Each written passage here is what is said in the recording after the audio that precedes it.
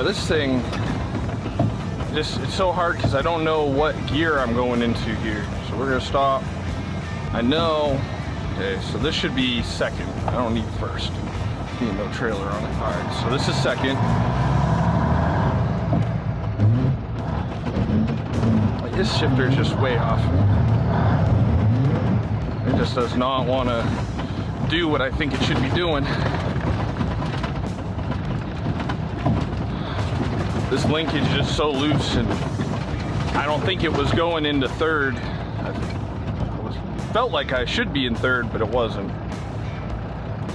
This will be third here, I think. We're gonna find out. Yeah, that's definitely third. And now it doesn't want to come out. I kind of have to like clutch it through neutral, but then by the time there it is, that's fourth. All right, we'll just ride fourth all the way out of here.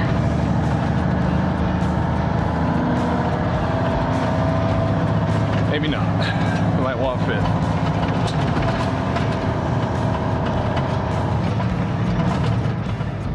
I went into fifth real easy. Let's see if we can get sixth before the end of the road. There you go, that's six.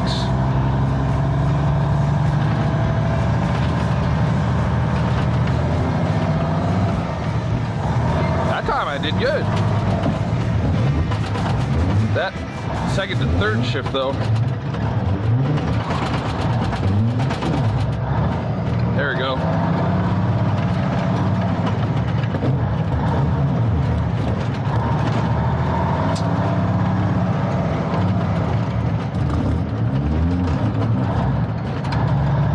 Fifth. Six. All right, let's see if I can get to seventh. Ah. We can come out of gear. Seventh.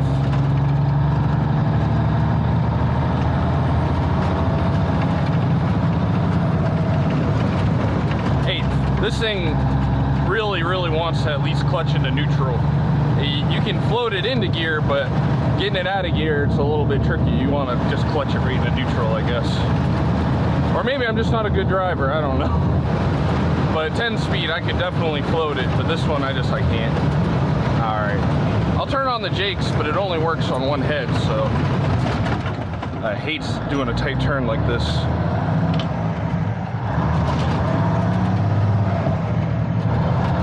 I'm already doing better.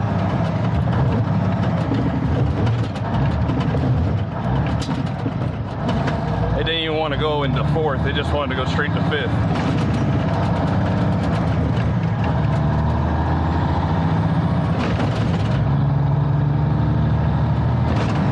Oh, popped out at seventh that time.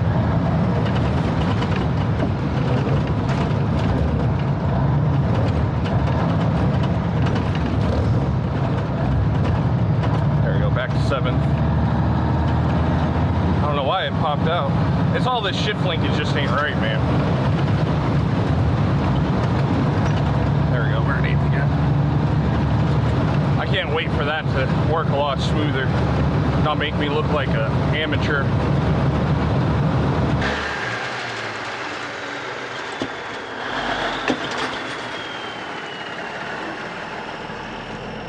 I'm pretty impressed with the responses to the last video on the Cabover, so I'm going to do a even better video today. My plans in this video are to first of all get this whole thing washed up on the outside the best I can, and then once I have that done, we're going to make a list of all the things that it definitely is going to need for me to put it on the road. And if we have time, I'm going to try to also start working on some of the electrical issues that it has.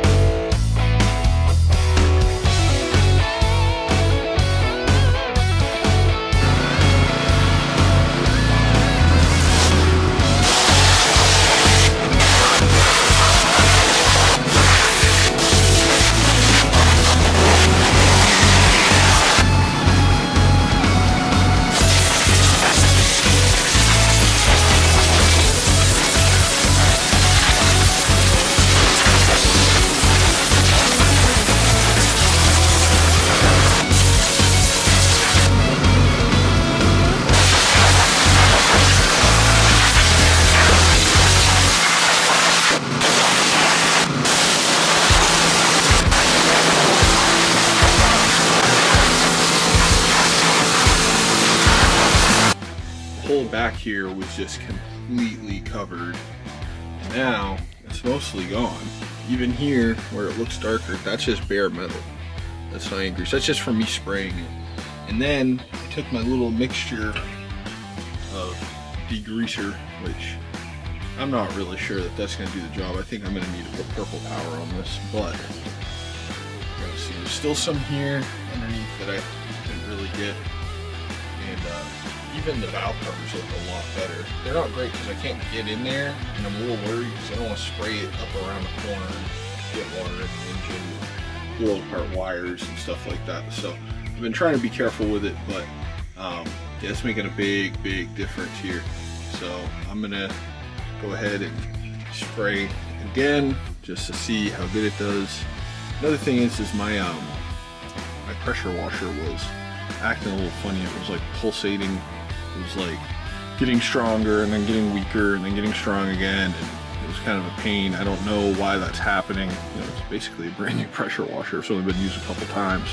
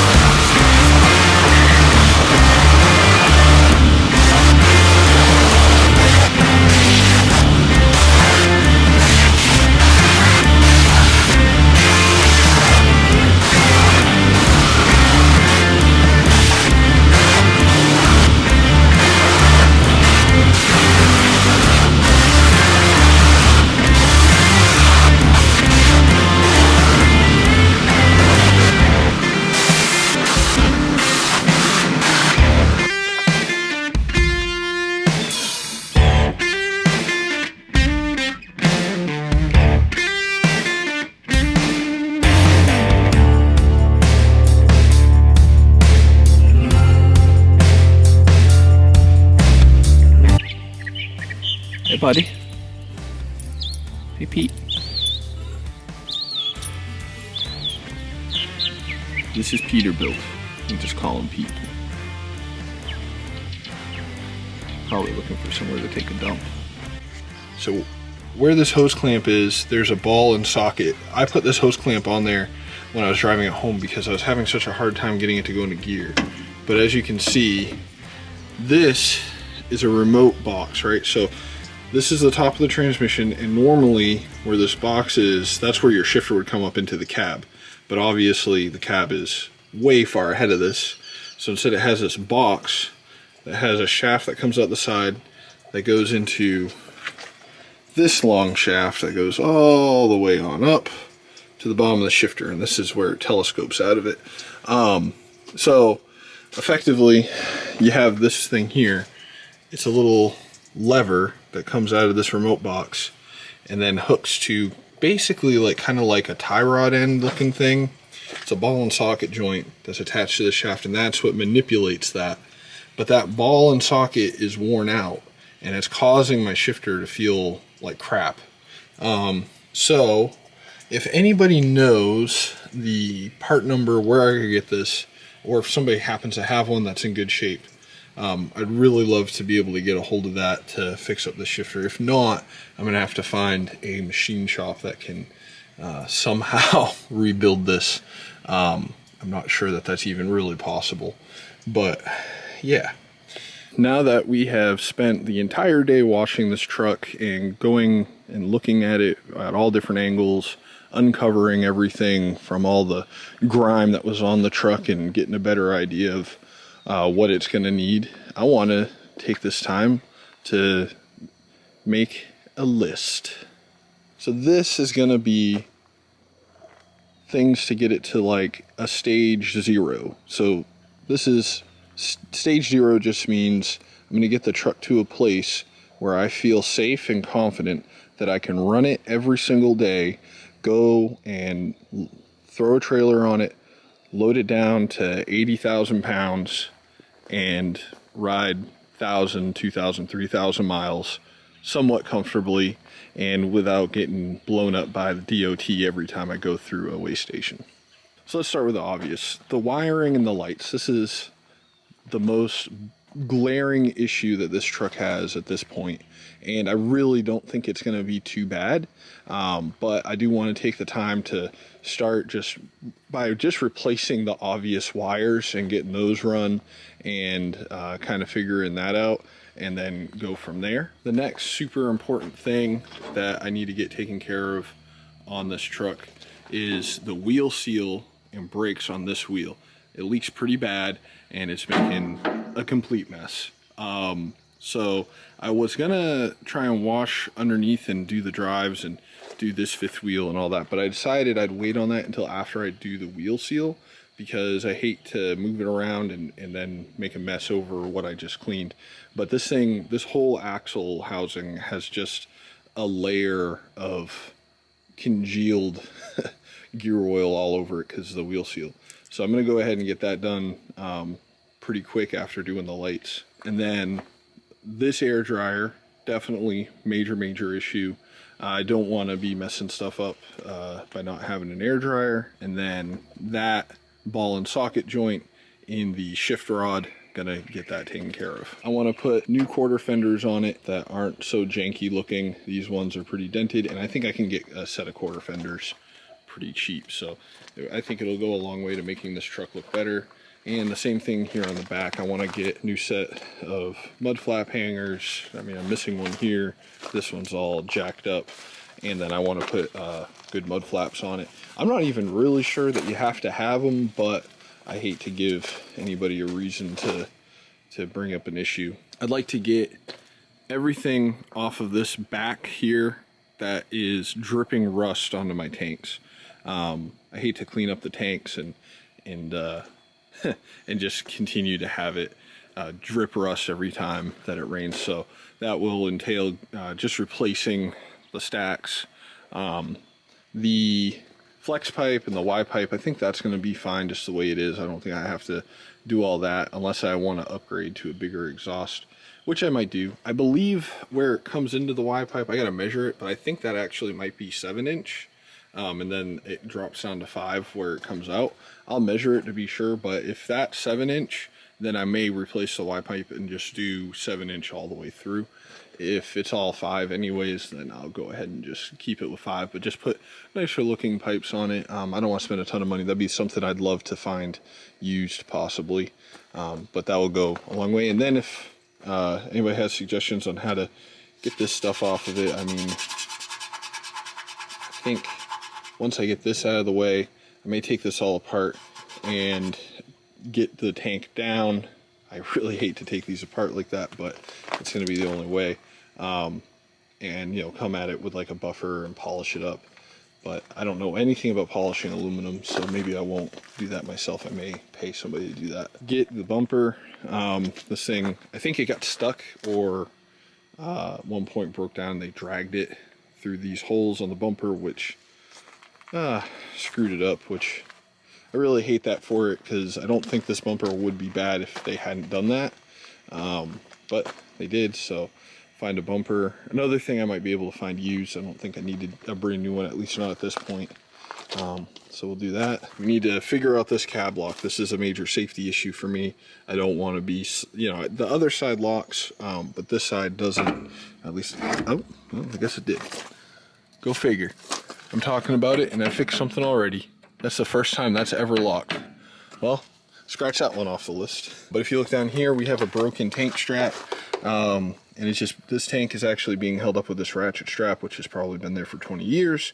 So I'm going to go ahead and get this tank strap replaced. I may replace all the straps. I may just take them off and paint them. This fifth wheel, I don't know if I trust this fifth wheel very much. I'm gonna have to try it. I'll try and hook up to somebody else's trailer, you know, nearby. I have a friend nearby that I could just back up to his trailer and make sure it locks and see how much play is in it. I really don't know how to check the jaws on a fifth wheel like this and make sure that they're any good. I mean, I can check them, but I don't know how confident I am. But I think if I were to hook up to a trailer and kind of just bump it back and forth, I could probably tell a lot from that. So that's probably what I'll do, but I don't have a way to really slide it. I mean, this, I'm not too sure about it.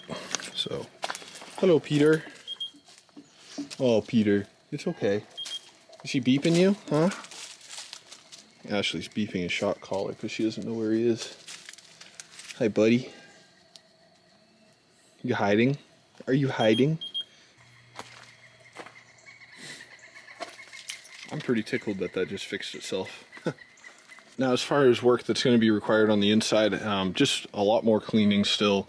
I want to take this seat out and replace it. When this seat's out, I want to try and see if I can save this carpet. It's pretty gross right now, and it's very difficult to vacuum and clean it with the seat in the way. I'm going to see if I can maybe find a good used seat to throw in it. In between, when I take it out, I'll get this carpet cleaned, and I'll do the floor as well. I may pull this whole mat out and maybe replace it with something else, or just wash it really, really good. But that'll make a big difference. As you can see, the radio, that's toast, so I'll probably just replace that with some cheap little Bluetooth unit. Make sure the HVAC works. Right now it doesn't seem to. Yeah, that's another thing. Got to get the AC going. Probably have to put a new compressor on it and then take it somewhere. I may just take it somewhere and let them do it, because I don't know if this has like 1985 Freon, which is pretty nasty stuff in it. I don't dare take those lines off and risk it. Replace this giant steering wheel. It's kind of a pain to deal with, because like if you want to get up in the bunk, the steering wheel is so huge, and this column, it doesn't have tilt. So I may put a smaller steering wheel just to make it easier to get into the bunk, and possibly also see if I can put a tilt column in it. I don't know that I can, but if I could, that'd be good too. You know, aside from the wiring stuff, that's pretty much all that needs to be done. I may have to replace the gauges. I might see if I can get like a whole package of new gauges for it and do that. I know that the water temp doesn't seem to work. I don't know if that's a problem with the sensor in the block, but that's a very important gauge. So I'm gonna make sure that that's replaced. And the fuel level doesn't seem to send correctly, so I'll probably check to make sure that this is functioning correctly, that sender here. And if it is, then maybe that gauge needs to be replaced. So, and while I'm here, it's worth mentioning the doors. These doors are not good. I mean, the inside panels are tore up. This door in particular has a giant bow in the middle, and is just, it's hard to close it. And then you think you've got it closed, you go taking off down the road, and sometimes it swings open. So that's no good. And I don't, with this bow happening, I don't know if I can fix that. It needs new weather stripping for sure. But it just doesn't feel like the latch is very good. It just seems to have a lot of problems. And then this passenger door is actually even worse. I don't know if you can see up there, but you see how the top of the window kind of hangs off it a little bit. It's cracked down in the bottom. The air window regulator does not keep the window up. So right now I'm holding it up with these suction cup mounts. The inside door handle does not work. This whole top piece is broken. This thing has a lot of problems, and I really believe that this would be just simpler to just replace. Probably we'll just replace both doors. I'm not sure what other trucks the doors are compatible with this. Like if I could take doors off of FLD or Classic. I'd love to hear from you guys. Let me know if it has to come off of another Cabover, or if I can use doors off just another Classic Freightliner. If I can get a door, there's some doors that have like these little pop-out vents. I've seen some Freightliner doors that have them as well, and if I can get a pop-out vent on my door, that'd be really nice, because I run to Florida, and I am not super confident that the AC is ever going to be great in this truck. I've heard complaints on cabovers about that. I mean, that's a driver comfort thing, but that's really important when you're spending all day on the road, making sure all that stuff's good. So those are the things that at this point, and I know I'm probably forgetting some stuff here that I feel like it absolutely has to have done to be road worthy, which it's really not that big of a list. Of course, I'm gonna do like a full service on it.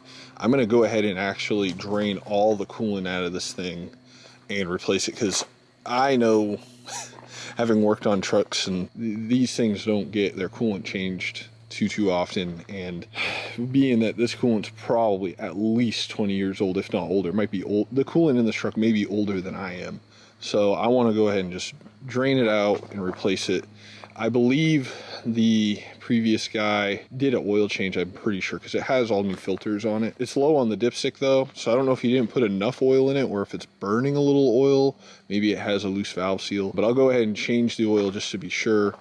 And I may take it to get an overhead done on it. That's another thing, being this old Cummins motor, I want to make sure that that's being done correctly. It's an all mechanical motor.